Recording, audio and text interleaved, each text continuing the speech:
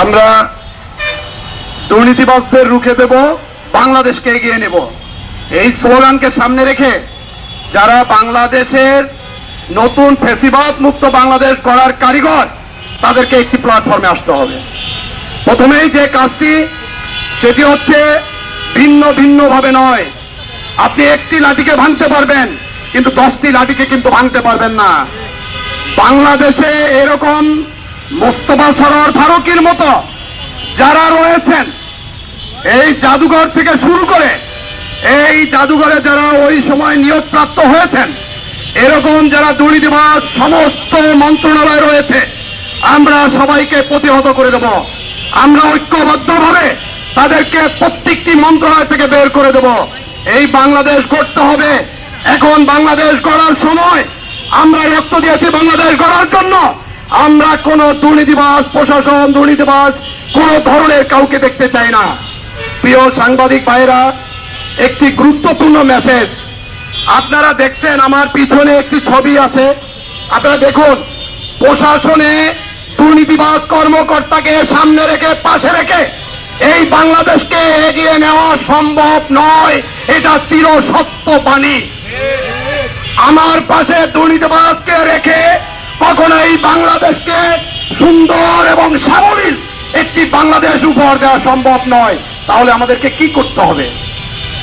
আমাদেরকে যার যার জায়গা থেকে এই সব দুর্নীতিবাজ, চাটুকর, এই ধরনের প্রশাসনে লুকিয়ে থাকা এই ধরনের ব্যক্তিদেরকে খুঁজে খুঁজে জনসম্মুখে এনে তাদেরকে এই বাংলাদেশের গুরুত্বপূর্ণ জায়গা থেকে সরিয়ে দিতে হবে।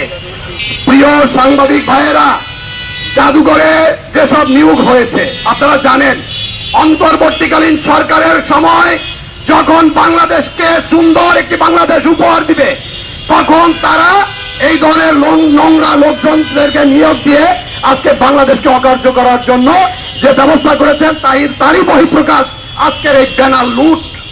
এখান থেকে ব্যানারটি লুট হওয়ার, গণতন্ত্র যে দেশে প্রতিষ্ঠা করার জন্য আমরা রক্ত দিয়েছি, আমার পায়ে ডিভাইস, শরীরে 1000টি স্প্রিন্টার, যার জন্য এই দেশের জন্য যুদ্ধ করেছি, বাক স্বাধীনতার জন্য যারা কথা বলবেন, তাদেরকে ব্যানার এখান থেকে লুট করে নেওয়ার যে দুঃসাহস যারা দেখিয়েছেন, অনতিপল নিবন্ধে তাদেরকে শাস্তির আওতায় আনতে হবে।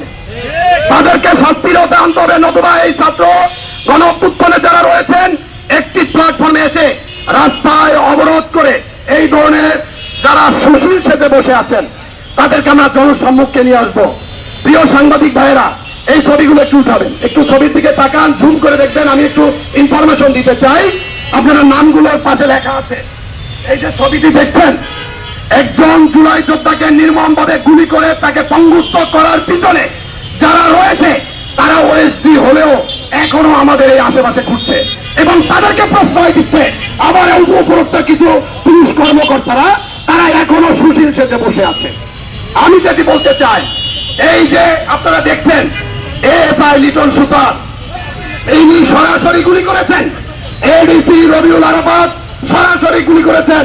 ডিসি হুমায়ুন কবির গোয়েন্দা বিভাগে সরাসরি গুলি করেছেন যেসব জুলাই যোদ্ধাদের। আমি আজকে দেখছি এরা বিভিন্ন পুলিশ কর্মকর্তার সহযোগিতায় তারা এখনো মাসে মাসে বেতন নিচ্ছেন। আপনার আমার পকেটের টাকা এখনো তারা বেতন ঢুকাচ্ছেন। প্রিয় সাংবাদিক ভাইয়েরা, আপনাদের মাধ্যমে জানতে চাই এবং জানাতে চাই, এই ধরনের মানুষগুলো যদি প্রশাসনে এখনো দায়িত্বরত থাকে, তারা ওএসডির নামে যদি এখনো আশেপাশে ঘুরপাক খাচ্ছে, তাহলে বাংলাদেশে কখনোই বাংলাদেশকে একটি ভালো বাংলাদেশ এবং গণতন্ত্রের বাংলাদেশ উপহার দেওয়া সম্ভব নয়। আপনারা জানেন, বাংলাদেশের গণঅভ্যুত্থানের পরে, অন্তর্বর্তীকালীন সরকারের পরে যে নতুন সরকার এসেছে, মাননীয় প্রধানমন্ত্রীর ঘোষণা, আমরা একটি সুন্দর বাংলাদেশ গড়ে তুলব।